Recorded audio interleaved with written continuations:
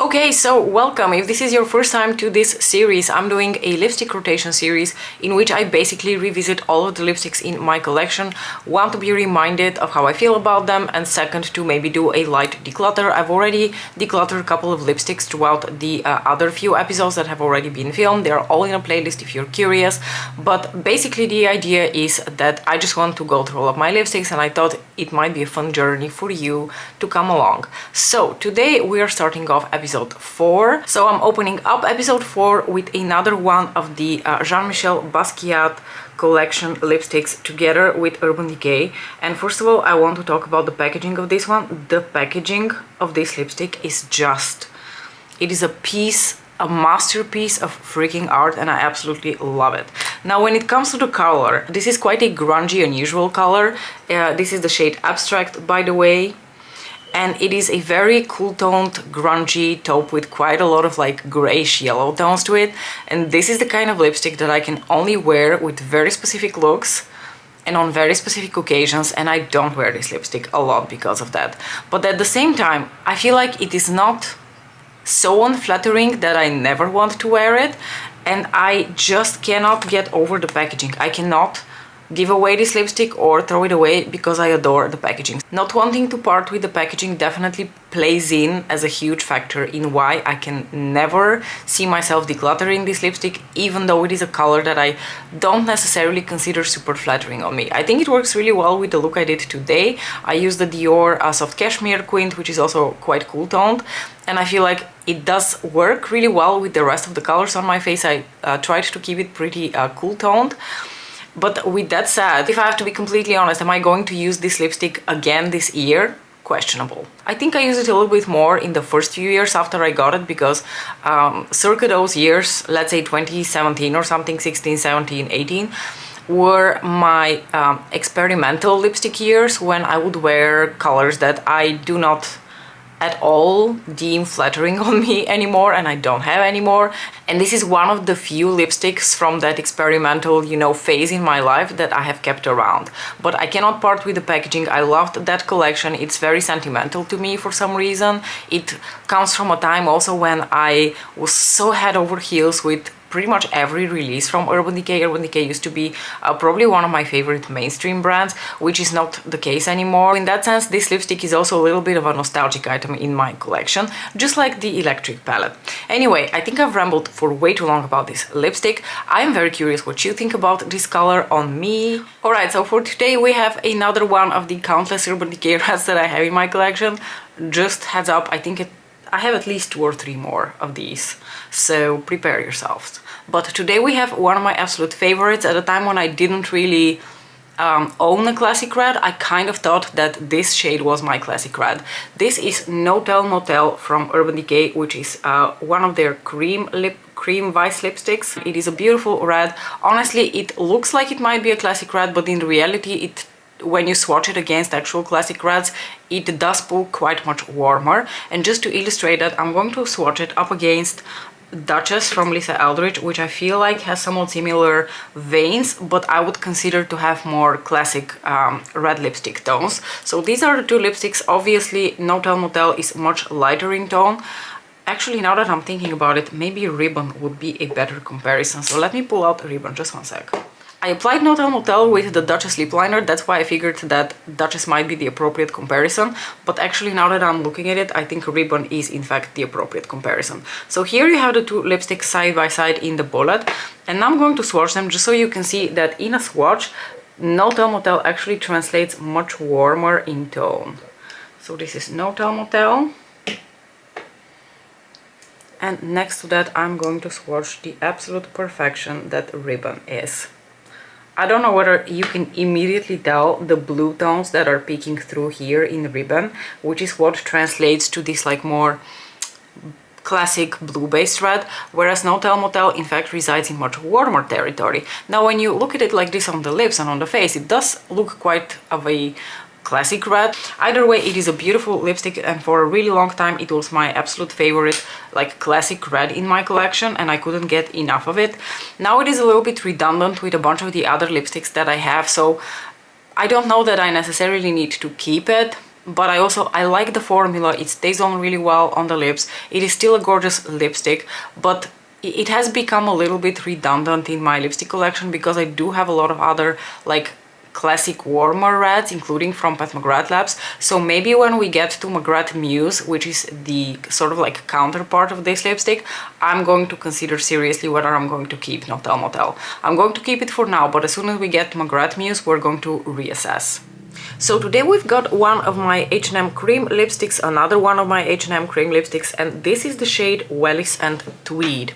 Now I've got quite a few of these like brownie leaning lipsticks from the H&M cream lipstick line because I bought them a bunch of years ago, completely blindly by the way, but I just liked all the undertones so much, and even though a few of them look quite similar, I've kept all of them throughout the years. Now I don't know if I'm going to declutter any of them. We're going to find out as we go along with this series, but so far I haven't really been able to like let go of any of them because they still have slightly different undertones to them, and this is still one of my absolute favorite cream lipstick formulas out there. Now the shade Wellies Tweed is a really beautiful peachy nude, and what I love about this lipstick is that it has those beautiful peach tones, like peach, terracotta, brownie nude tones to it without being too nude. It doesn't have too much of a white base to it. It looks really flattering on the lips, but it still retains those warmer peachy tones. Now, this lipstick actually reminds me quite a bit of Affair from Lisa Eldridge, but I think Affair from Lisa Eldridge is maybe a little bit more grungy. There's a bit more of like that yellowish grungy undertone to Affair. So let's watch them side by side and find out. I don't think they're going to be the same, but I do think they're going to be very much in the same vein. Yeah, so this is H&M, this is Affair from Lisa Eldridge, and you can immediately see the slightly more grungy tones of Affair, and obviously the higher levels of pigmentation because this is a velvet and this is a cream, but you can also tell that there's a bit more like pink in here, which is probably why it looks a little bit less grungy. I do realize they're quite similar to each other, but for me they serve a different purpose. I really like to have my options with like a cream lipstick, even if I have the matte version of the lipstick, because sometimes a girl just wants a nice creamy lipstick, okay? Today I'm doing a little bit of cheating, but let me explain. So this is the lipstick from Suqqu, which is in their Extra Glow line, and this is the shade 01. When I was purchasing this lipstick several years ago from Selfridges, it was at a time that Suqqu was available at very few places in Europe, Selfridges being one of them, and I was very intrigued by the brand because Melissa, my beautiful friend Melissa Gold, who unfortunately doesn't really post that much content lately, couldn't stop raving about Suqqu makeup. So I purchased a liquid like cream blush, which I love to this day. It is so gorgeous. But where I went wrong was the lipsticks, because I bought the one that I showed you from the Extra Glow line, but I also bought one from the Moisture Rich line. Lo and behold, it is essentially the same color, and they're both in the shade 01, and I don't know what I was thinking. I don't know why I thought these would be different, but they're so similar to each other. Essentially, the only difference between these two lipsticks is that the Moisture Rich one, so the one that comes in the black packaging, has a little bit of sparkle to it. In terms of color and formula, these are otherwise, to me, essentially the same color. I don't know whether you will be able to tell that this one has a little bit of sparkle, and this one is just a, well, not an opaque color because it's a very like moisturizing, balmy, creamy type lipstick. But you can see they're both like peachy, nude, creamsicle type lipsticks. While I love both of them, they're essentially to me the same lipstick, so I kind of always mix them up when I use them because I get a little bit of the sparkle from the Moisture Rich formula, and the two formulas are so similar, if not the same, that they mix very well together, they work very well with each other, and I kind of want to get use out of both because I know that if I just use one, the other one will not get enough love, and I just prefer to use both of them at the same time so that I know I'm getting enough use out of both of them. So even though technically it's a little bit of a cheat because we're not talking about one lipstick today but two, but because I'm a dummy and I essentially bought the same color, I figured I would just feature them on the same day because that's also how I go about using them. They're essentially one lipstick housed into different bullets. Anyway, really comfortable formula, really rich, really hydrating, not super long lasting in terms of that. I haven't really bought more Suqqu lipsticks, so I don't really have much more experience besides these two colors, but these are quite lovely. If I had to compare them to similar formulas, say the Lucents from Lisa Eldridge, these feel like a thicker balm. These feel really like a balm with color, whereas the ones from Lisa Eldridge, they're different. They have the like that balmy texture to them, but it's a little bit more lightweight. And when I think the biggest difference is how they wear. When these wear off, they just, you know, wear off like a balm, whereas the ones from Lisa Eldridge, they wear off and they leave a stain behind. I don't know how to explain it. I think the Lucent formula from Lisa Eldridge is quite remarkable. These are also not similar to the balm formula from Pat McGrath Labs, because the balm formula from Pat McGrath Labs also has a bit more of like a lightweightedness to it, and they're a bit more highly pigmented, at least the two colors that I have. So yeah, I think these are a thing of their own. They're basically like a thick balmy texture with a color to it. If there is such a thing as too much red, I refuse to accept it. That is not a reality I want to be a part of. So today I kind of went for like a very monochromatic look, and I chose this shirt, and then I thought, oh, I think Velvet Duchess would fit perfectly with that. And then I was like, I haven't worn like the reddish coppery shade from the Decadence palette in a really long time. So why not just try something super monochromatic? I do also have a little bit of the topper from Voyeuristic Vixen, so if you're seeing a lot of sparkle, that's not from the shade from Decadence. That shade is more of like a satin metallic type of finish, but I do really like how this look turned out, and I don't at all mind that it's very monochromatic. But the star of the show, and obviously the reason you're here, is this beautiful, gorgeous color. This is the shade Velvet Duchess from Lisa Eldridge. It is one of her latest velvet lipstick releases, and I adore this color. It is like the sexier, sultrier, grown-up, you know, darker vampire version of Ribbon, which is probably my favorite red lipstick in my collection and one of my favorite lipsticks of all time. But sometimes a girl just wants a vampire, deeper red, and while that is the season is not right now for Velvet Duchess, I just feel like the color of the shirt just matches the lipstick so perfectly that I just had to wear it together. I mean, just look at this. Did I really have another choice but to wear Velvet Duchess today? I don't know that there's much about this lipstick that I can say that you can't already like infer from how beautiful it looks like. I love it. I love red lipsticks. I like all the variations of red lipstick, and I didn't really have like a vampire, deeper version of a red such as this one. I've been contemplating getting Guinevere from Pat McGrath. I don't know how similar they would be. But based on the description, it sounds like they might be. So if any of you have any idea how Guinevere compares to Duchess from Lisa Eldridge, I would be very glad to know that. Lisa Eldridge has gone and done it again. I don't know how she does that. Every time I look at a color on her website or I read the description and I'm like, nah, I already have a shade like this. I don't need this. Thank you, please. Next. And then for whatever reason, I decide to buy it. And then I put it on and I think, oh goddamn, how does she do it? How does she come up with these like unique undertones of lip colors that I don't actually have and look so flattering? And this is a perfect example of that. So this is brand spanking new. There's a high chance that you haven't even seen it used on my channel yet. This is the shade Velvet Blush. Okay, it's possible that you've already seen it. This is the shade Velvet Blush. And the reason I always pass on Velvet Blush is because she describes it as a deep pink berry. I had to go on the website again to read how she describes it, because it's described as a pink berry. None of these colors that I find particularly attractive in lipstick. I appreciate them, but especially lately I've gone through like a declutter phase of a lot of my berry toned lipsticks, like the more like purpley, burgundy, you know, the classical berry shades. And I didn't think that Velvet Blush would offer anything new or anything unexpected, or that I would find it so flattering on myself. But I bought it for a friend of mine for her birthday a couple of months ago, and I've seen her wear it a couple of times, and it always struck me as not quite the shade that I expected. So I picked it up for myself. I'm wearing it with the lip liner today, and I just think it is so beautiful, because how I would describe it is a muted, nude, deeper sort of like berry shade. I think this is more nude than anything else. It does have the pink and the berry tones. I can see where she's coming from describing the lipstick like this, but it is so much more muted and so much more of a nude, like a deeper nude, than what I personally expected this color to be. So I'm so pleasantly surprised. And I wanted to compare it to a couple of other shades in my collection that I do consider to be a little bit more of like classic berry shades. So I'm going to swatch here.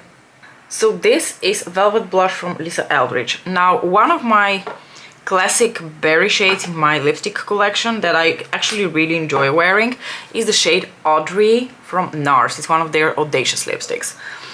So when I got Velvet Blush, I immediately swatched it next to this shade, and you can immediately tell what different like lipsticks they are, because this is so much more purple. This is exactly what I mean with, you know, the type of berry shades that I don't need to have too many of, because I like them, but they're just, I've kind of fallen out of love with the shade berry as a lipstick.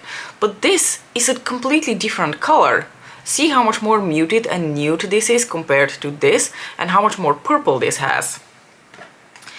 Now I have also here Mosh Pit from Urban Decay, which I think clearly is so much more purple, but I would again put in the category of like plummy berry kind of shades, although this one is maybe more of a plum than it really is a berry. I think this has much more similar DNA to Audrey from NARS, even though Audrey is still, you know, less purple, less plum compared to Mosh Pit from Urban Decay.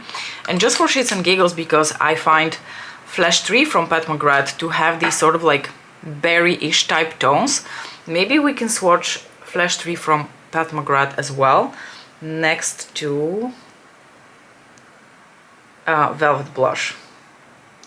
Look at that. Look how interesting it is to put all of these lipsticks together, because this is more brown and deeper in tone and just so different. They're so different from each other. I'm just so surprised. So it is safe to say I'm very pleased with my purchase, and Velvet Blush is actually a really unique color in my lipstick collection. I don't have anything that's quite like it. And just overall, I find it to look like so flattering against my skin tone. Pure love. So happy. So on today's menu we have Fever Dream from Pat McGrath Labs, which happens to be one of the most interesting reds in my collection, because it is a very like beautiful, more of a desaturated red. It has that like sienna tone to it. I think that's also how Pat McGrath Labs describe it, as a sienna color. I describe it as a sienna red. I compared it to Rouge 8 a while ago, saying that the two are quite similar. Rouge 8 is definitely brighter and more red. This is more of a desaturated red. It has a little bit of those brick tones still, but not as bright as in Rouge 8.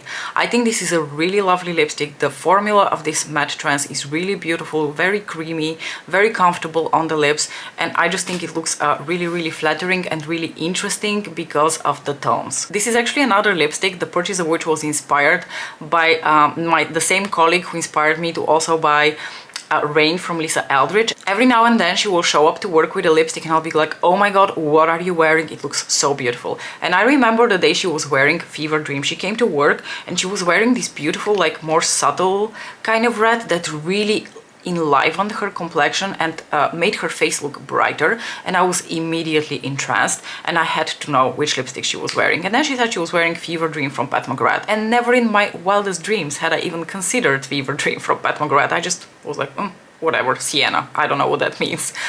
But then I saw her wearing it. She lent it to me so that I can try it on. I fell in love, and what do you know, 2 days later I was already purchasing the lipstick off of Marktplatz, which is like our local version of eBay. I'm very happy that I own this lipstick. As a red lipstick lover, I'm extremely happy to own this lipstick because it is one of the most unique ones in my collection.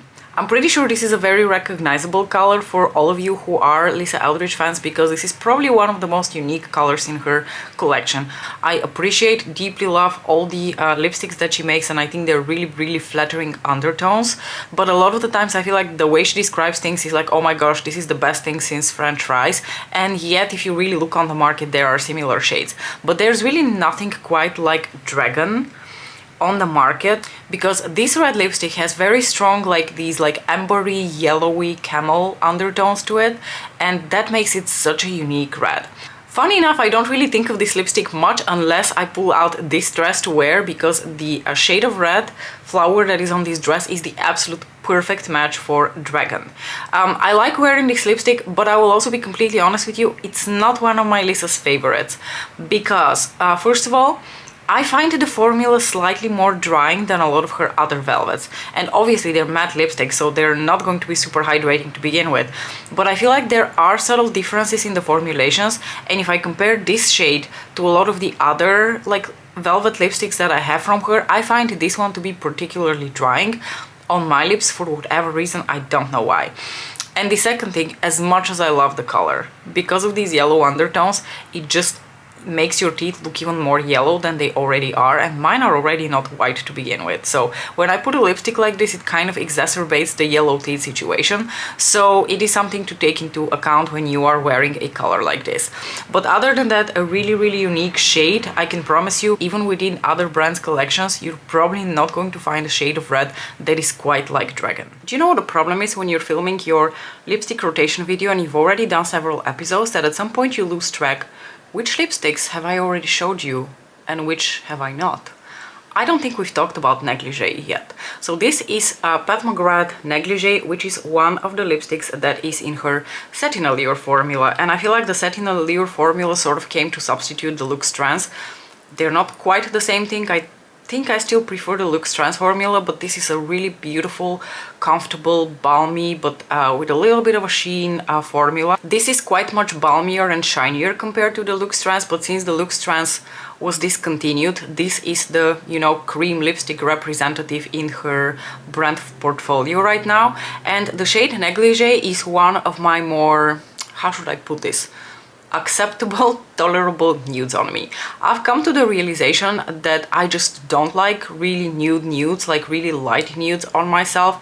I, for whatever reason, think they wash me out. A lot of them are offenders in the white rim in the inner portion of my lips. This one is not... It's not that it's not an offender, but it's not too bad, it's tolerable.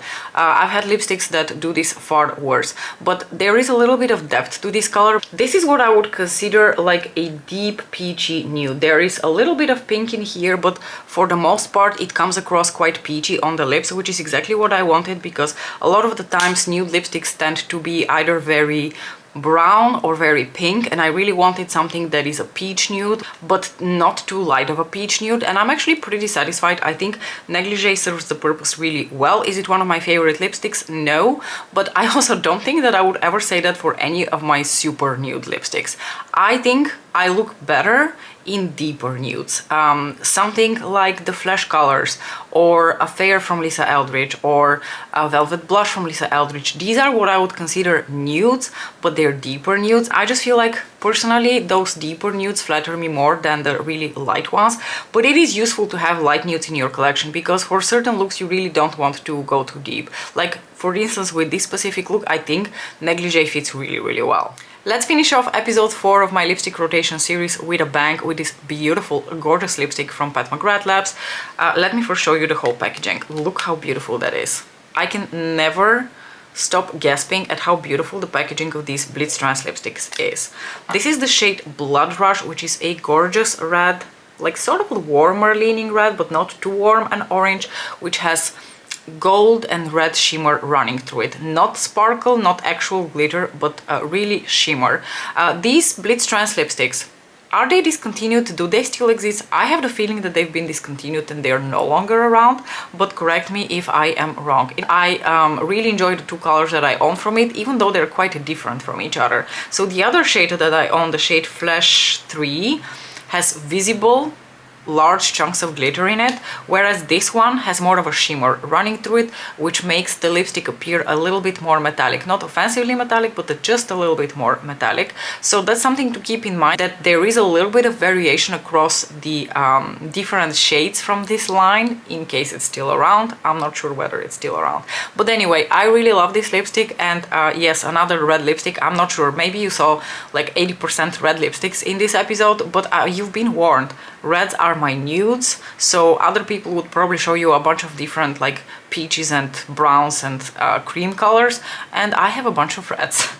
Maybe just for shits and giggles I should actually count how many red lipsticks I have. I don't know if I want to do that. That might be a little bit confronting. Anywho, I hope that you are enjoying this lipstick rotation series. By the looks of it, I think you are. I think we have enough lipsticks for at least 1 or 2 more episodes, but you know, we will just see as we go along. As usual, thank you so much for watching, and I'll see you in the next one. Bye!